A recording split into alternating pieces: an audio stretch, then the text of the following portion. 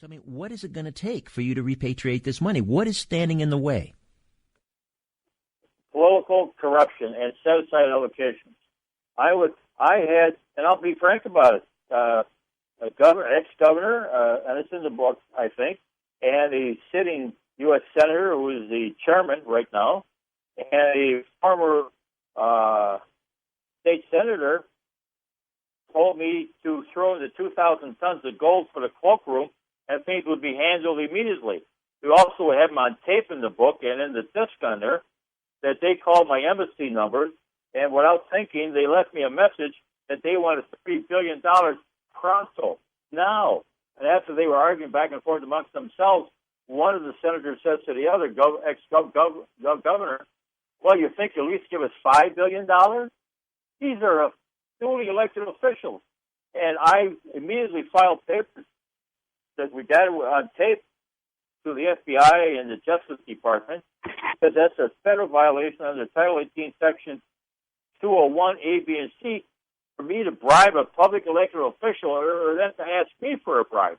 I'm a good cop, and I'm not giving my money away to a bunch of clowns. I pay taxes on the money. And that's the most interesting thing is there are federal violations left and right that the citizens of the United States should fight to get me to pay my taxes, because I got 22 years for not paying a civil tax assessment unaudited to the state of Wisconsin. They gave me 22 years, and they kidnapped me in Switzerland for failure to pay $14,129 that I didn't even own or owe. It was a corporate debt of, I was a deputy sheriff investigating the Bell Cherry mob in Milwaukee, and they were involved with Falls County Service, and they wanted me, because I was court appointed to be the trustee of Falls County Service, that I should pay the corporate taxes due to the state of Wisconsin for false pending. Okay, so that was how they trumped up the charge to put you in jail in Kettle Moraine prison in Wisconsin.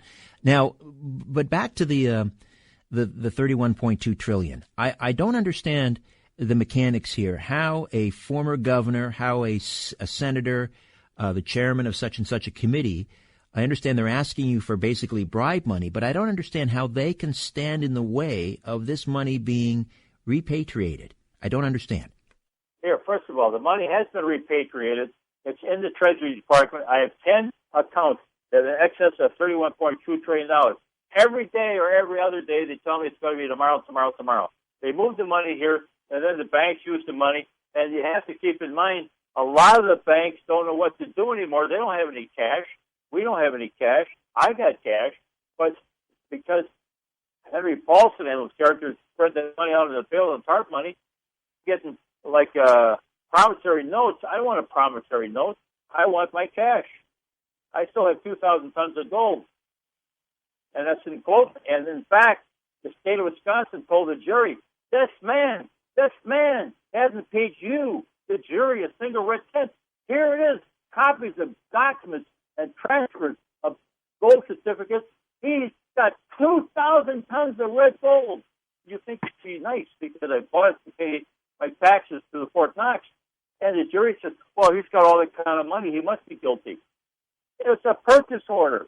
I wasn't selling gold. I just purchased it. They had the purchase order for Securitas and New Republic in Austria, and I signed the purchase order, so I own all the shares, to take the Soviet gold, re-smelted in Singapore at 12.5 silver, and under the title of New Republic USA, Appleton, Wisconsin. So it would be property of me, and I could pay taxes in Fort Knox. You don't have any gold in Fort Knox.